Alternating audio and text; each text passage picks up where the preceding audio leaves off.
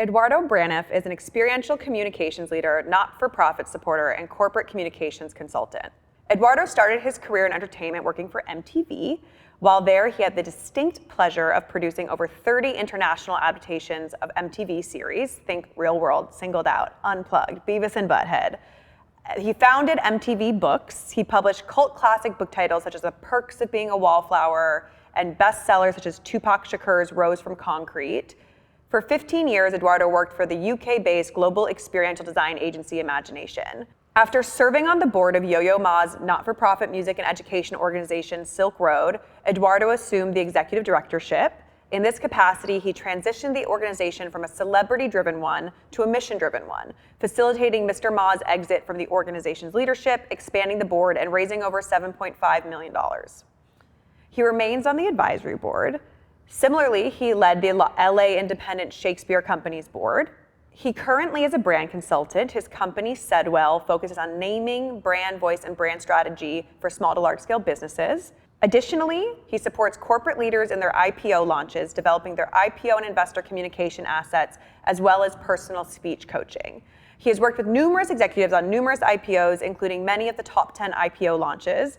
In and among all of these efforts, Eduardo has also produced movies and become a certified executive coach.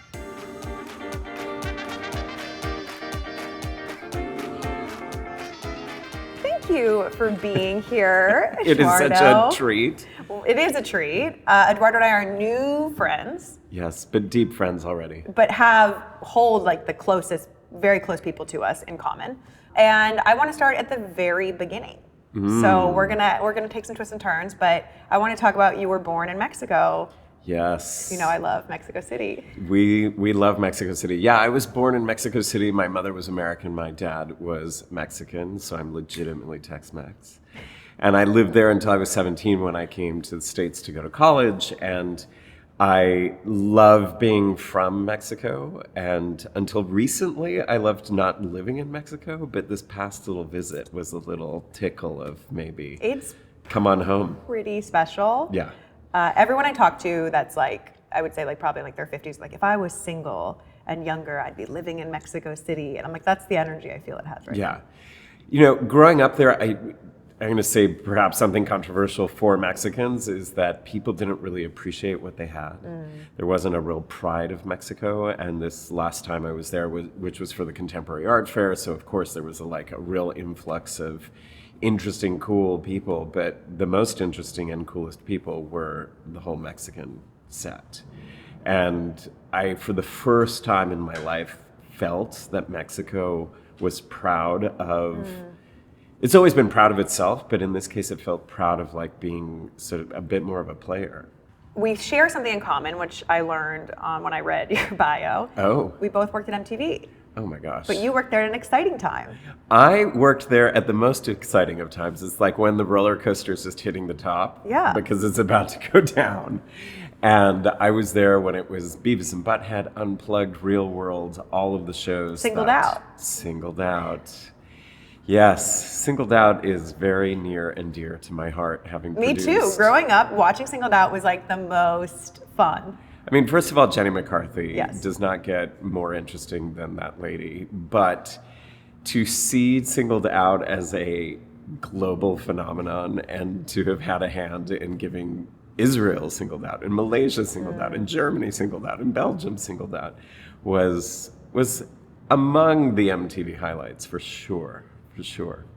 I think when you worked there, I think I talk about this a lot because my experience there was came in at a time when it was, the brand was built on creating culture. Yeah. And it devolved into reacting to culture. Yeah. And so when I came on to help revamp a smaller channel, and I was so excited because I'm an early adopter and I was promised the stars and the moon, and I got in and it was actually nothing that was promised was true because there was this hierarchy and engine of groupthink of sort of managing up versus appreciating differing opinions. And a lot of the stuff that I just realized was the things, they would mandate the priority or tell me what the priority was. Mm-hmm. But if the audience wasn't responding to it, we would just bypass that and say, well, that's the priority. And you're like, well, if the audience doesn't care, then how is that the priority? And it was this really challenging time for me because based on the legacy of what the company was, it was sad to be it's really lost sight of its own point. For sure. I mean, you say something very compelling, which is how does the creation of culture and business coexist? You know, cool is not a business because Yes. the moment it becomes the business, it ceases to be exactly what it set out to be. And MTV, early cable channel, the whole landscape of media is changing, and so they get to be rebel rousers and rule breakers for a very, very, very long time. But then when it became much more competitive, when they weren't the only cool kid on the block or on the dial, it starts to become a mandate and a priority that's dictated by, I don't know, an advertiser or a potential merger and acquisition, or back in the day, like synergizing. Like, Yes. so it's almost cyclical and inevitable that the thing that you once thought was the coolest thing ceases to be because Yes. somebody else latches onto it. Yeah, but it was hard because I was like, oh, you hired me to do this thing that is helping you be more in touch with an audience base, and you're not listening to the audience base. And that really was the big disconnect for me, because we're Right. talking about business. It's like, well, the business is where the audience is, but Hollywood has this deep resistance towards like audience data before the show is out, or like looking at other sort of data vehicles. I mean, I would say they would argue now that they're doing more of that, but I would still argue they're missing huge pieces in the value chain. And so it was just like, it's so interesting because I think you worked there at the time I would have dreamed to have worked there. No, it was an amazing time. Like, inevitably, there could not have been a more compelling moment, I think, in MTV's history, other than perhaps right at the start. But when they're releasing shows like The Real World, which, for better and worse, is one of the most important shows on television.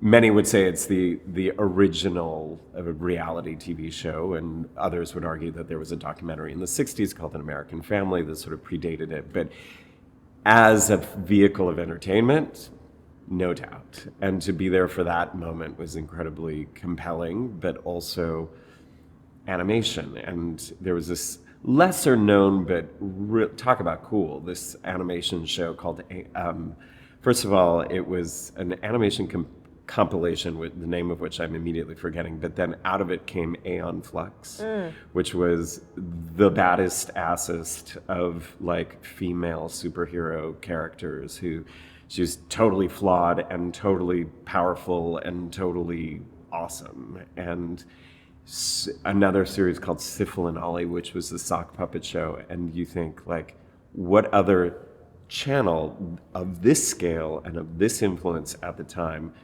could put forward a sock puppet show and have people go, yes, please, Right. you know.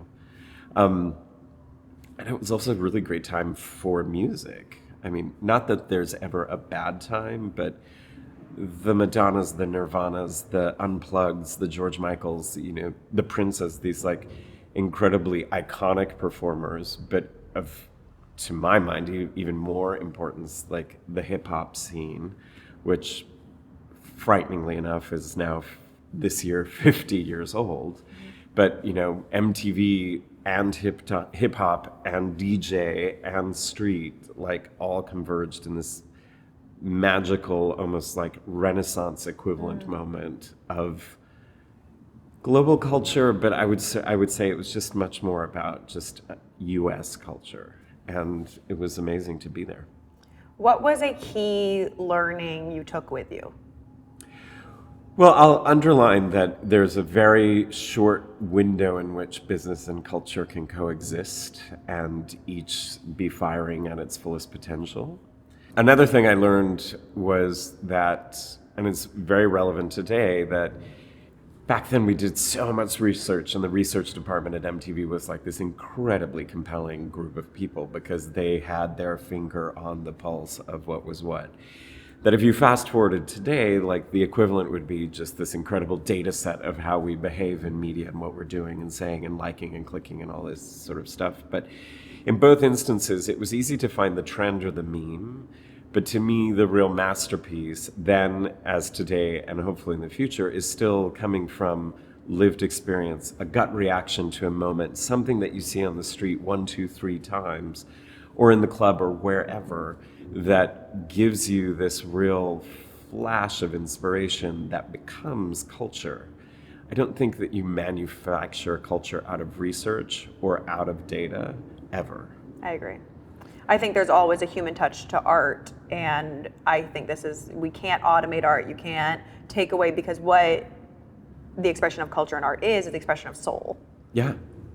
It's the expression of soul that connects to tribe, which, back to the introduction, we're new friends, but through whom we are connected puts us in this very tribal context. Like, we could probably very quickly establish shared values Yes. between us, and certainly among Well, we the already people. did, but yeah, that's for in sure. our first conversation, I was like, yes, this.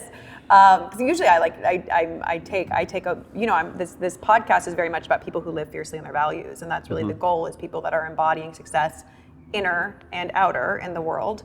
And so that's, for me, such a big filter. And when I met you, it was just so deeply evident that I was so excited to have you here. Right. And on the subject of values, that is the sort of platform that I think transcends and in some cases trumps research and data. Like, what do you stand for? What are your guardrails or guidelines? And how do you use those to align with either the job that you were offered at MTV, that on the surface there was an alignment, but perhaps at a values level, or Right. what is valued level, did not sync up. That's exactly right. And it was, frankly, a beautiful lesson and experience for Sure. me in so many ways, to understand how corporate machines work, but also to understand, like, I think I've probably talked about it before, but there's this book called The Peter Principle, which I don't know if you're aware of, but it basically says that when you have deep corporate structures, they operate on hierarchy. So you have to sort of follow the rules to be promoted.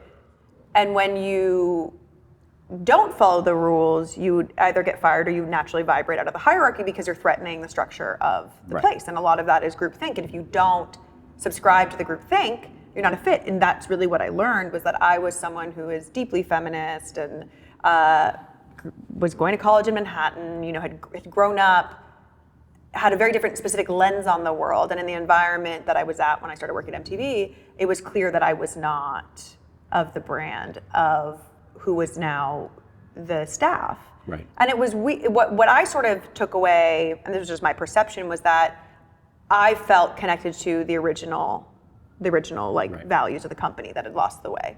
But a lot of people that had worked there or were working there now, I realized I was like, oh, they grew up and they were fans of it. Mm-hmm. They weren't living the Right. values, they were fans of the values, and then they became the whole company. And so there's a big distinction between someone who's pushing the convention of culture and someone who's just a fan of that. Absolutely. Which I thought was really, for me, I was like, that's such an interesting, it was like such a positive experience for me to figure out sort of who I wanted to be as a producer and where I wanted to be, and to realize that, like, not everything is what it seems. And it's amazing how quickly, once you sort of lean into or sit in your values, how quickly you can sense when something's off. Yes. Whether you want to call it a vibe or whether you want to call Or it... a clear, Denise, you're not the audience, so we don't really want to hear your opinion. Right, I was like, right. What? I was like, what if we asked the question, just for a creative exercise, how do you make me the audience? Not that we have to, like, obviously having a clear demographic and a niche is great, but it's a creative exercise to expand our thought. And I was just like, okay, I understand, Right. what's happening here. Right. And there is no bigger rock to push uphill than misalignment at a values level. Period. The end.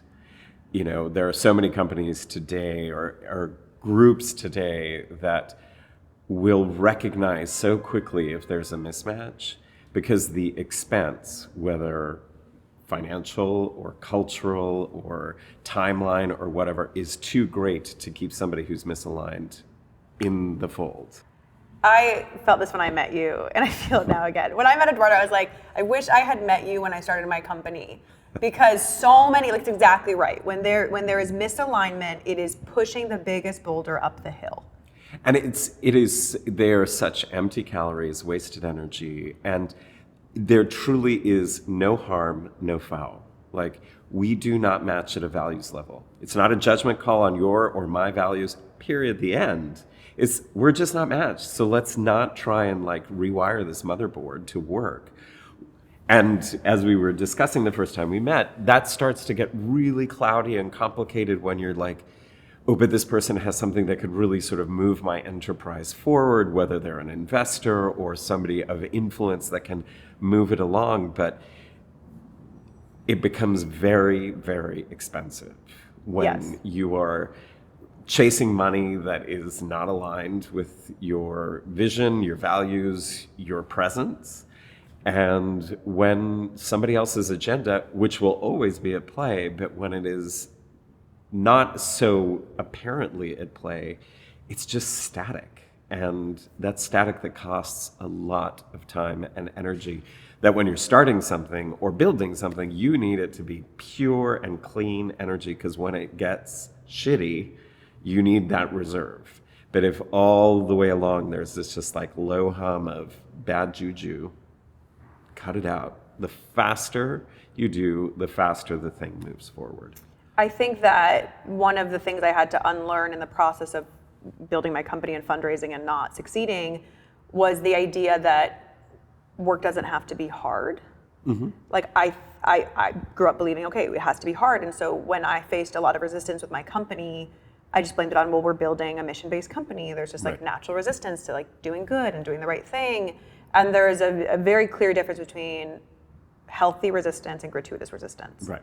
And that was a big thing that I did not understand until much later, was that it was the misalignment of values. I was raising money from a system that inherently I did not speak the same language of values.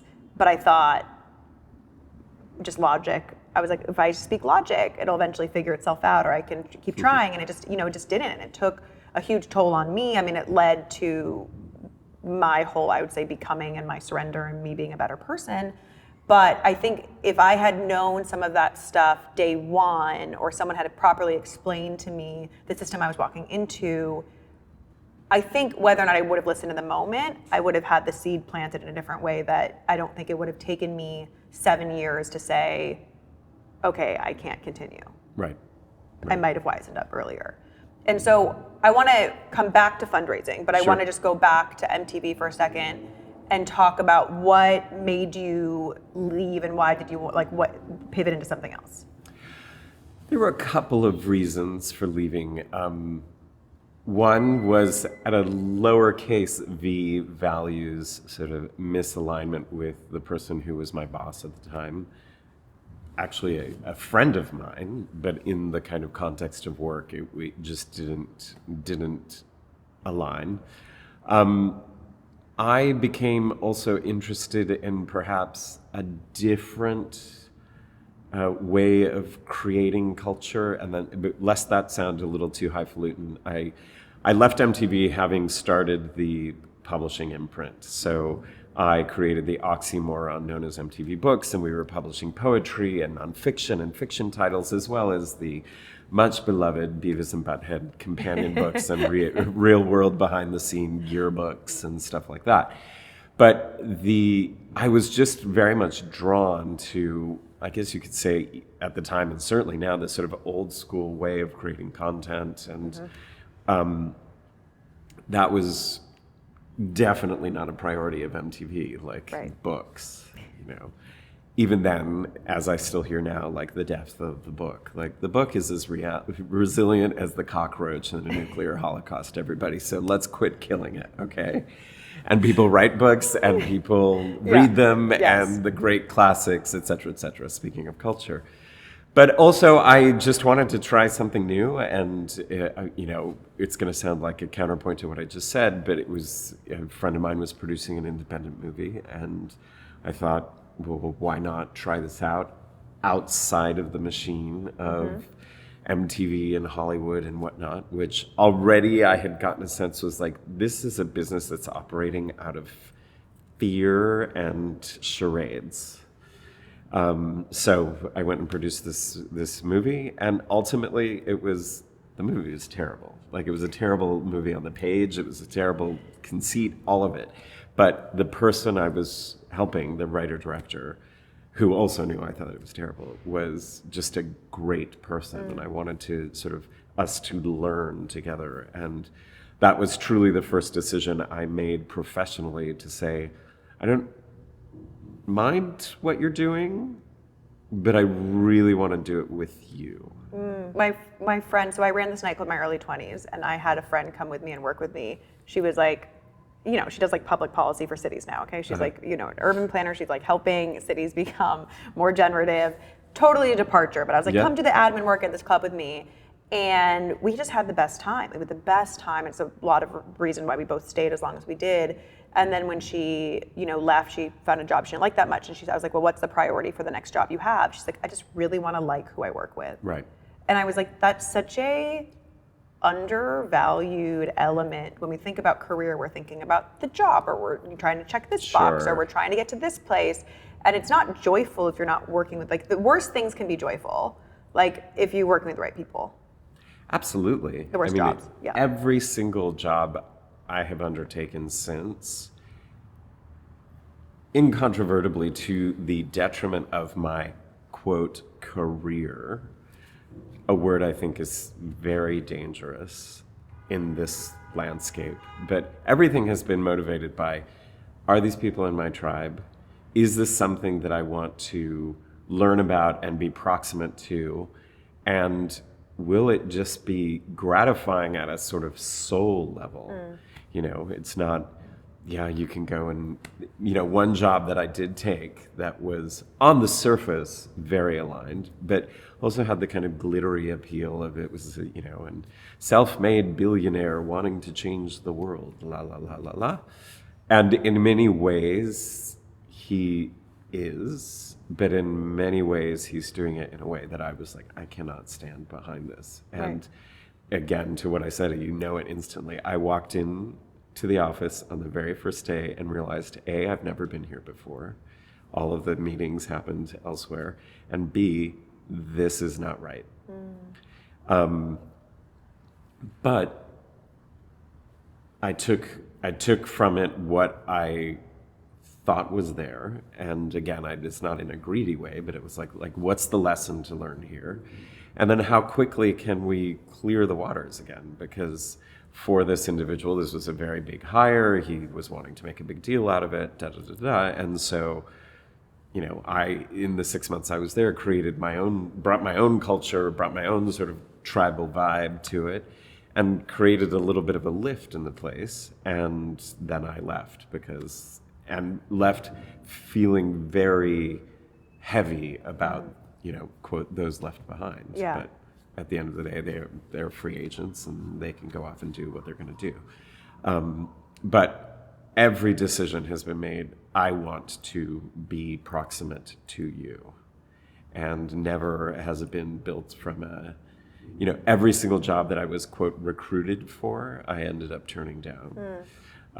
Because it was, there's something to be said in the person or the enterprise or the experience that finds you, but there's also something to be said about like just being very deliberate about you just being open, if not looking for specific things. I mean, I'm a nonlinear person, and so my resume doesn't look linear. So I've never, like, recruiting was never even on the table because it's like someone looks like they don't know what to do with me. I don't fit the keywords, I don't fit the formula. Exactly. And so I think that's important, is that it's equal.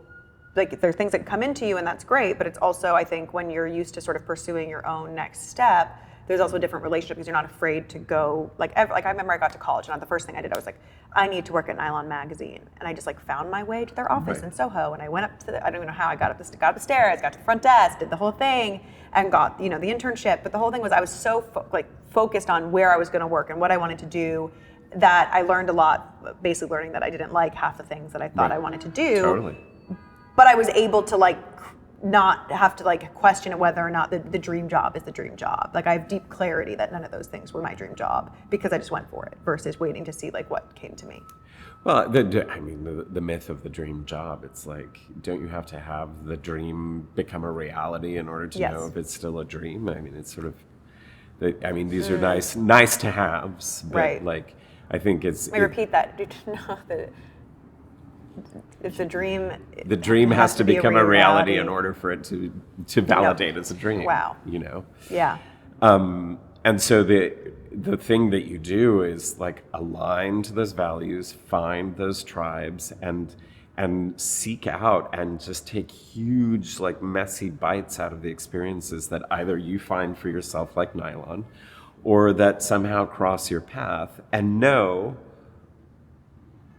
somewhat coolly, not in the like cool hip way, but in like just a little bit of reserve, like that this might not be forever. This might be a short stint.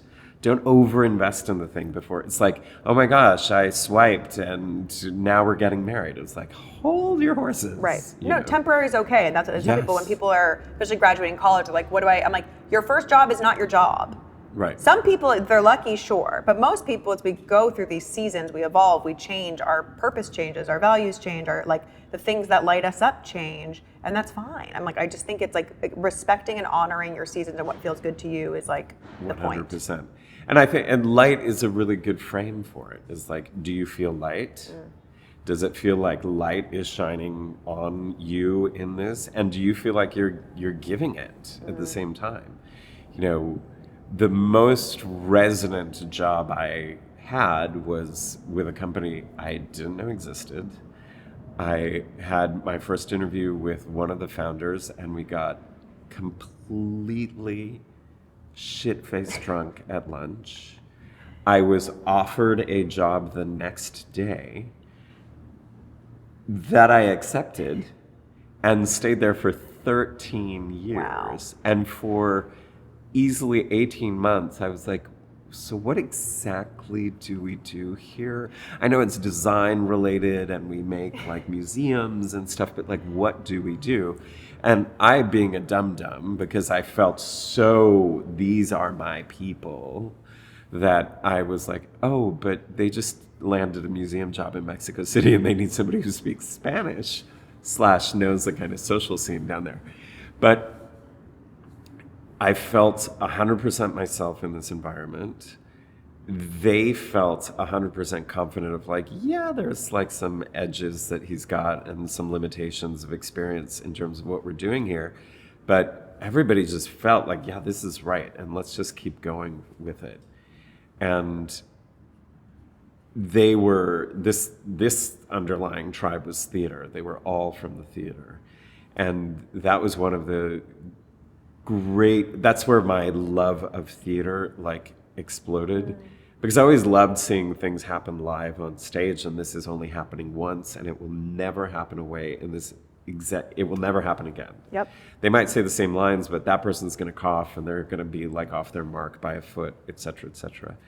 But the thing I came to realize is that like everything that surrounds that stage and all of the people that are in that theater are bringing years of similar experience. They are walking very well-trod paths.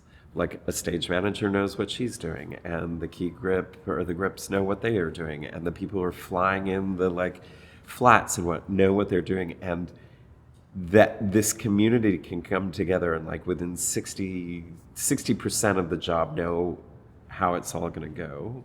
And the 40% is like what the material is and how it comes together. And film is very similar too. I feel that film by its very nature gets a little bit more ego-y. Yes. And it's important to say that this theater tribe that I joined in the form of this design firm, they were all British. So the tradition of British theater is a very, very different one. Yes. In terms of where egos calibrate. But again, I'll say the word, and this will be the probably drinking game that we can now launch, which is the tribe. Who is my tribe? And am I with my tribe in this job or in this life or on this stage or whatever? Yeah. Because at the end of the day, the tribe speaks to values, and you know fundamentally they have your back. Corporations, Not so much. So- Well, that was the hard lesson, was that they shut down my department and let go of my boss, who had been there. It's her first job since college. She was like in her Yeah. mid-30s, almost 40. And I was like, oh, you're just disposable Yeah. to them. And I was like, she gave her whole life to you. Whereas Yeah. like I never intended that to be my only job, or like, you know, I wasn't going to be there forever. I knew that. It was, Right. I could tell values-wise, it did not align with me. But it was crazy to be like, oh, wow, like giving that many years to a company means nothing. And it was a liberating thought to then realize, okay, well then I don't have to pledge allegiance to anything. For like, it's different, I think, if you have stock options or other things that come into play. But truly, I was like, there's really no point because you're treated as disposable. Right. And the stock option thing, I think, is a tricky little. Well, because it's a lottery. It's like it's a lottery. It's a lottery. It's like, yes, it's part of your compensation, and you should be, compensated for your work and participate in the success of the thing. But if that's your driving factor, no problem, go for that. But then I would really go for broke. And no, it's golden handcuffs. I mean, anyone I know who's like enduring for options to vest that are unhappy, I always say like, at what cost? Because there's no guarantee that the options are worth anything, especially if you're at a startup. If you're at a bigger stage company, like sure, they might be worth something, but is your happiness worth less? Well, it's back to how expensive is this money? Yeah. So I want to talk sort of like, where did fundraising come into your career? It came into my life because both my parents were active fundraisers growing up, both very philanthropically minded as people who gave money and, more importantly, gave time. But also they valued the principle of giving very much. And they both fundraised for a big hospital in Mexico City, and they were enormously involved. Some might even say a little cultishly involved with it. But it was there that I always appreciated what it was to give time. And none of this sort of woo-woo, I'm so saintly. But it's there is so much satisfaction that comes in giving time. And that is the most valuable asset, period. The end, nobody gets more. Nobody can manufacture more time, so that you give it, it's important.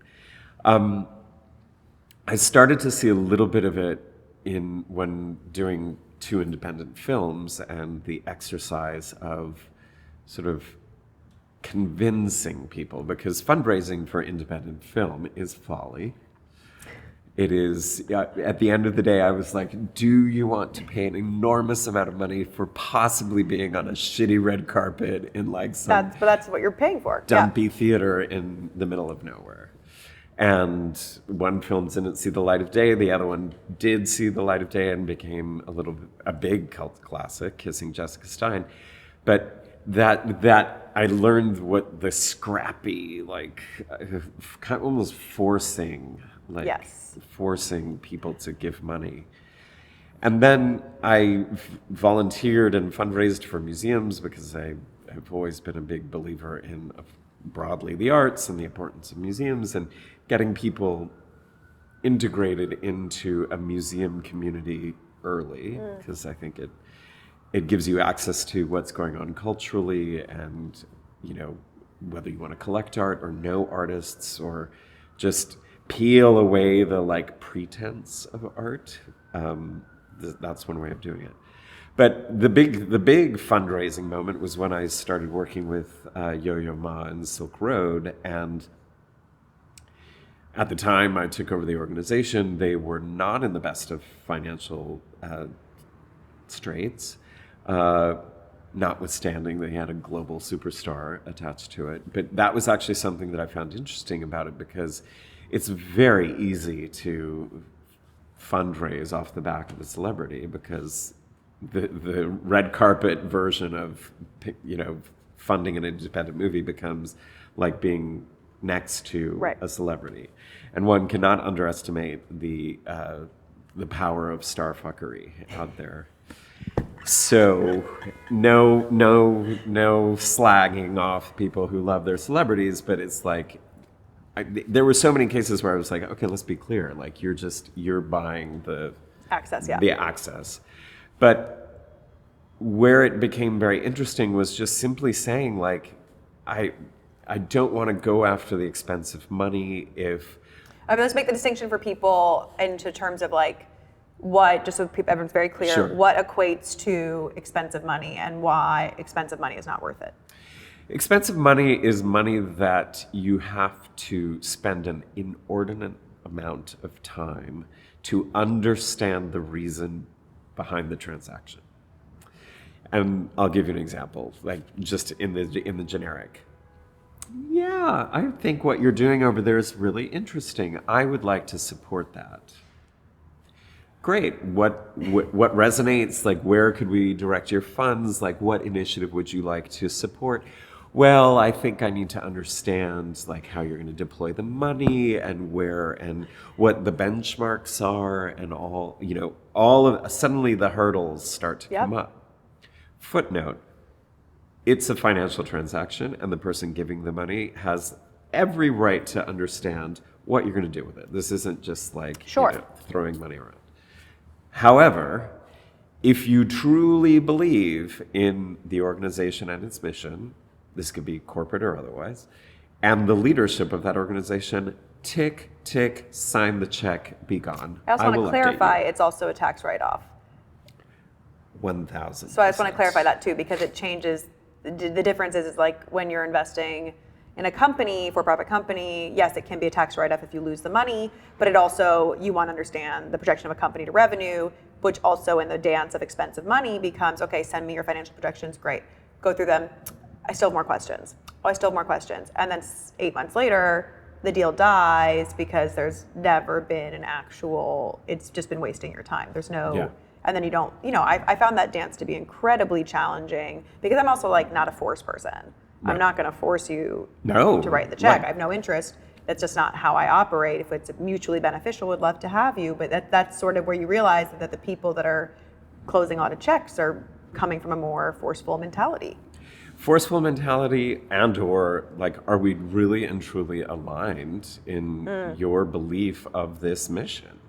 In the not-for-profit world, it's all mission-based. Yeah. Yes, there is some glitter that comes with whether you're supporting Yo-Yo Ma or the Gates Foundation or a university or an arts program, but that really should be it. Because, by the way, your foundation is required by law to give 5% of its holdings away every year, which unto itself is a big problem for me. 5% is nowhere near enough. Right. It should go up to 10 and 15, or it should be adjustable depending on sort of the market conditions. But let's be clear, this is a mutual situation. And that was something that I learned very early on was like, please don't treat me like a not-for-profit who's got his little hands out. Please, sir, may I have some more? Because I've got a really great mission backed by a really interesting humanitarian with this incredible array of musicians doing really interesting work. So if you want to invest in that, great. If you want to donate to it, I'm less interested. Because the donation feels just a little like, it just feels too loose. Now, lest that sound contradictory to what I was saying, like if you believe in the mission and the leadership, one check. But I want you to believe in it because you're investing in it. You are moving it forward. You're not sustaining it, you are moving it forward. So to disengage people with like what truly, under the umbrella of this mission, these people, the work that we've done before, do you want to move forward and why? Because if the whys are misaligned, that's where the values start to get staticky and whatnot. And it might be controversial. It might be considered like, oh, that's so throwaway and it's so easy. Like if somebody came with a $50 million check that had 100 million questions, would he turn it down? It really depends, because $50 million can become super burdensome. Well, it's also beyond I also think how you start things is how you end things. So if the process of the relationship is one that is exhausting and energy depleting for you, then that's going to continue to be the case, because when they become also your investor, you're managing your investors. 100%. And so that relationship might be a big check size, but then amortized over how many years, what does that energetically cost you? Yeah. Amortized over the energetic projections. Yes. And that was one of the big sort of calibrations for me, which was just like the energy and the work that this is taking away from the mission. Yes. Is taking away from the work. Yes. And again, it's easy to laud Mackenzie Scott, formerly Bezos, But how she gave her money away, and caveat, she couldn't give it away fast enough. But the way she gave it away is she did all the work. She researched all of the charities. She had very simple criteria. The leadership of the organization has to be from the community that it's serving. So, example, if I'm giving money to a gay organization, that leadership had better be gay. And if it's a historically black university, then the leadership had better be black, et cetera, et cetera. She did the research. She assigned the monies. She called up and said, how would you like your $40 million? Would you like it in one lump sum or over the course of 4 years? Yep. Bob's your uncle. That is impact giving right there. And that is materially different, not only because of the amount of money that she was giving to these organizations, but because of the belief that she expressed implicitly and explicitly by how she gave the money away. I think you've hit on something interesting for me, which is whether it's a startup or a nonprofit, you're already overtaxed in your time and energy. Yes. And there is a cycle when fundraising that I believe puts you into scarcity. And so having someone that honors your time and energy as an investor is also a really interesting thing to bring up to any investors listening. But I also want to acknowledge that in the process of you raising money, what I gleaned from you the first time I met you was I just so appreciated your ability of knowing what you offered in a way that I think it's really hard to keep your power when you become more desperate. Yes. Desperation is the most poisonous poison out there because you then start wavering on your mission. You start wavering on the values. You start contorting yourself to whatever this lovely, generous individual sitting across from you is asking of you from a very personal agenda. And that's where I think we have so much room to delve into when entering into a financial transaction, which is yes, there's the numbers and the spreadsheets and the mission and the projections and all that sort of stuff, but it's why are you giving me this money? Why? Set aside all the math. Why are you giving me this money? Well, because I'm looking for a leader of this profile in my portfolio, or I have always, I don't know, I've just been curious about music. Yeah. Just just in the tone of where the answer comes from gives you a real sense of, as you say, where it starts is where it ends. But we think of where the relationship starts. I want to back up and say, where do each of us as individuals start before we even come into this? And how, again, values and tribe and all that sort of stuff, but how do I fit into your portfolio of giving? How do I fit into your philosophy of giving? And at the end, how have we both, all three, you, me, and the thing, improved? Because that's time that I'd much rather spend and give than, oh God, I've got to pull up another 990 and this and send them our theory of change document. I don't fucking know what the theory of change is going to be in a year's time when I finally get the money from you. Right. How about generally, if this feels right and the contours are great, and if you've got the specificity right down to, I need you to fund an educational program in Boston City schools that each is going to cost X, that's cool too. But let's stay back up here for a minute. Right. I think there's a precision and clarity you bring to the fundraising conversation that I haven't really heard when people are, from my startup world perspective. And I think it's really interesting because I wasn't having those conversations. I was having, whatever, the sort of classic fundraising startup conversation. But I just remember I always knew, and for better or for worse, as desperate as I got, I was not someone that's going to waver from my mission or my ethics. And so that landed us with less money. And a lot of learning. But I always say, at the end of the day, every one of my cap table was of the values. And so when we were faced with a tough call to like make the company obsolete, everyone was on my side in a way that was pretty special and profound. And I remember this one investor I met, he wanted to invest, and I was sitting with my business partner, and I was just like, I don't know, like energetically, I don't know. And we were in this meeting and he was on his phone, and my business partner at the time was like, I'll wait till you're off your phone. Right. You know, and the guy was sort of like, we're having a meeting with, and you can't even be present in this initial pitch meeting, like it's rude. But again, we need the money, he wanted to invest. And so I remember I looked at his portfolio companies, and I called a friend of mine who was his investor, and I was like, what do you think of this guy? Like, do you think we should do it? And she was like, yes, he's like the best investor. I love him, da da da da. And I was like, okay, good to know. Thank you, I appreciate it. And I still had my intuition. And then I remember 6 weeks later, she called me and she says, I take back everything that I said. And I was like, you always know. Like, I just knew I saw something she couldn't see, but I was just like, no. So we ended up walking away from the deal.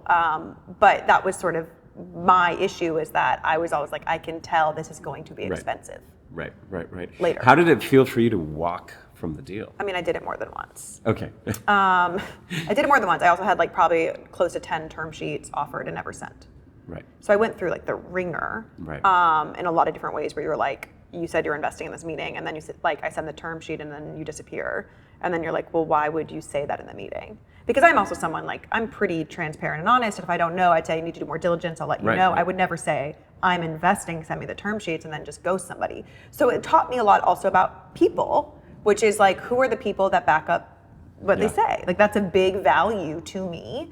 But I think entering these conversations, if I had a little bit more, less pitching, more, well, why are you curious about our company? I think that would have been a more valuable approach that I just didn't have the wherewithal to understand, which is why when I met you, I was like, I wish, you're like a fundraising masterclass. I wish I had met you when I started, because there's just so much, there's a different way to build relationships when you're having financial transactions that I always was like, I'm not a transactional person. I feel uncomfortable. I'm not gonna that's not really what this is about. Like, if we believe this together, then we'll go here together. Right. But I think I could have gotten there maybe quicker through some of these more pointed questions that I hear you articulating now. Yeah.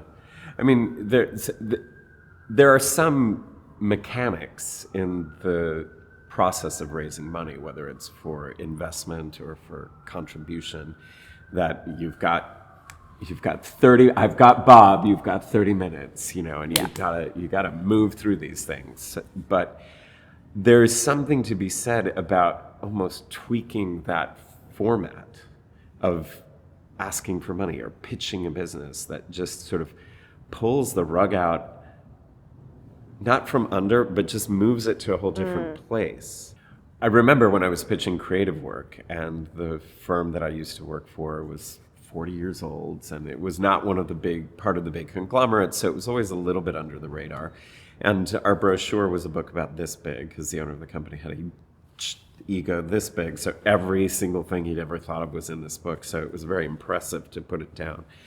And we would pitch whatever we'd been asked to pitch, and I would always close the meeting in the same way, which was, I would always ask, at 2 a.m, at some point in this project, the shit is going to hit the fan, and you're going to be freaking out because you think the thing that we're supposed to deliver in the morning isn't going to happen, and we're going to be freaking out because you're freaking out, but we all know, because of years of the theater and all of this stuff, that it's going to be fine. But who do you want to be with in that moment where we are at our most exposed and most vulnerable? And that was always, I took that energy a little bit into fundraising, which is, again, as said, why do you want to give money to this? Because you're not giving money to Yo-Yo, and you're not giving money to me, per se. You're giving money to the this. Right. So if you know what the this is, and you want to give money to it, then let's keep going. But otherwise, you don't want to have me flip through and then we did this, and this will be the TAM, and the SAM, and the BLAM, and the BAM, and all the jargonica that goes into business. The marketing buzzwords, yeah. Well, listen, language creates culture, but sometimes language gets in the way of culture when it was just like SAM, TAM, BLAM, BAM, thank you, ma'am. Like, are we in this together? And are our whys aligned?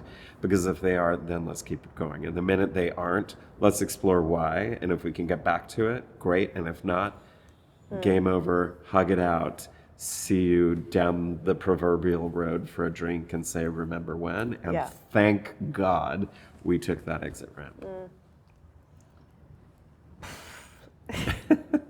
So many good things, so many good gems. I'm just like, every time I talk to you, I feel like my brain is just spinning, wheeling, turning. But I want to ask one more question before we get into our rapid fire. Yes. So you've also helped a lot of companies IPO. Yes. And I wanted to know, from going from the fundraising world to that route, what propelled that decision, and then what was your main takeaway from that experience? Well, the propulsion was simply the company, the design firm that I used to work for, named Imagination, essentially started IPO roadshow communications. Oh, wow. And Imagination would bring me back to work on these things, partially because I know what's involved, and largely because I feel comfortable with the very vulnerable ego of the person about to become very rich.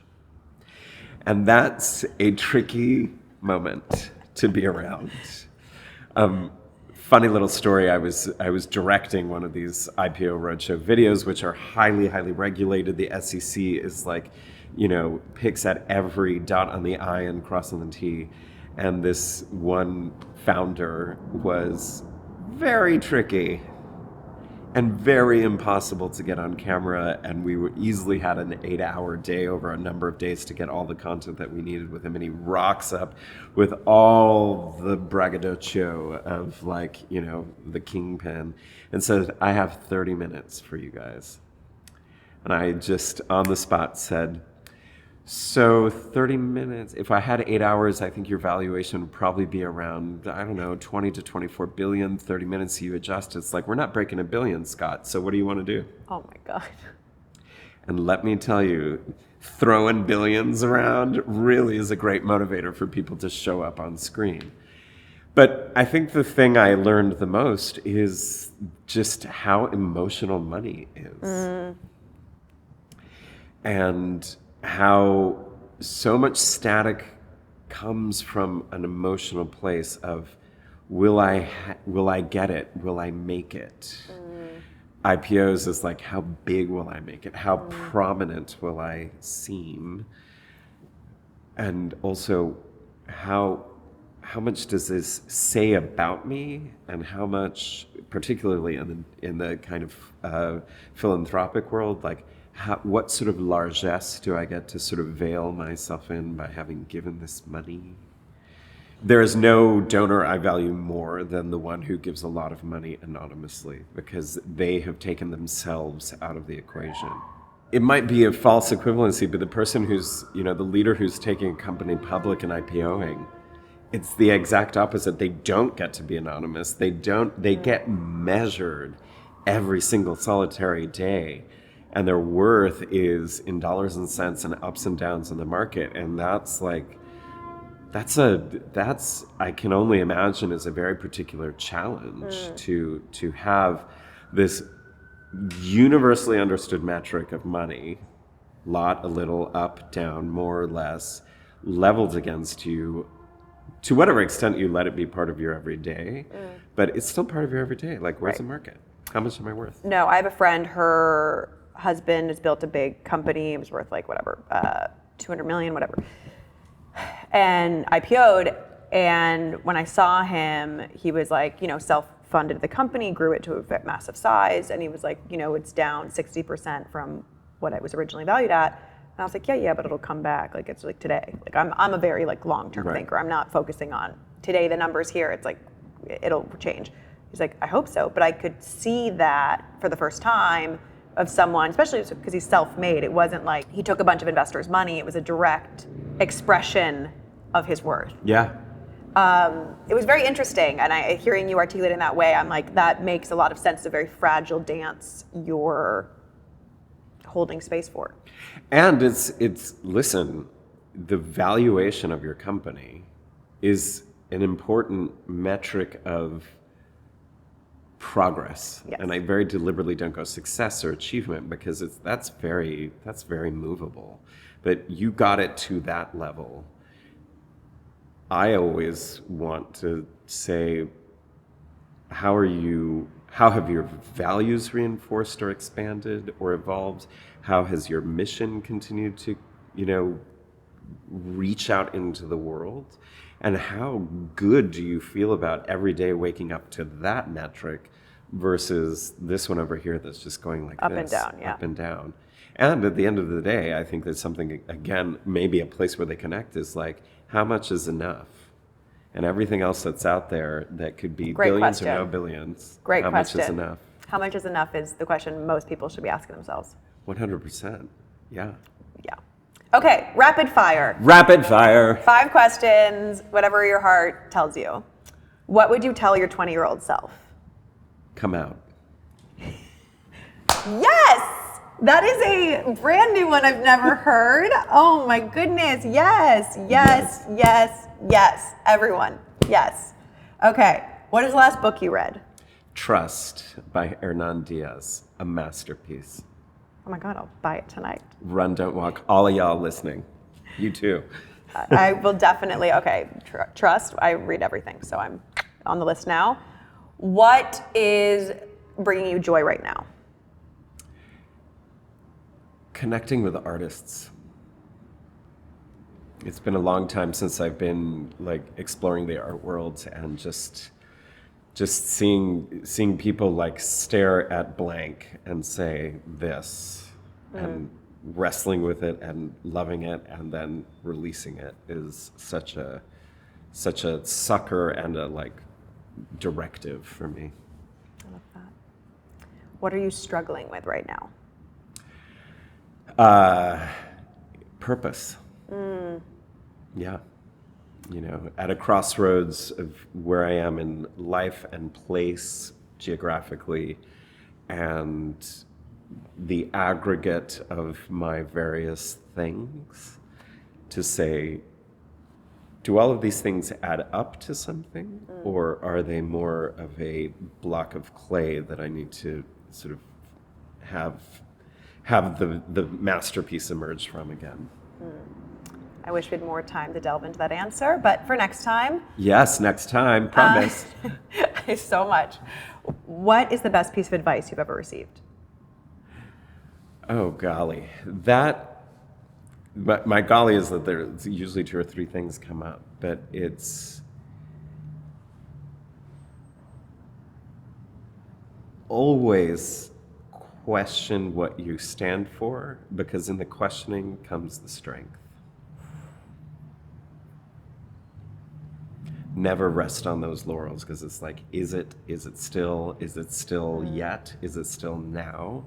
Because the more you just, and also the more you question, is like if there are blurry edges to it, you can say, oh, that needs to come back into focus, or maybe I'm moving from it. But to question is to derive strength.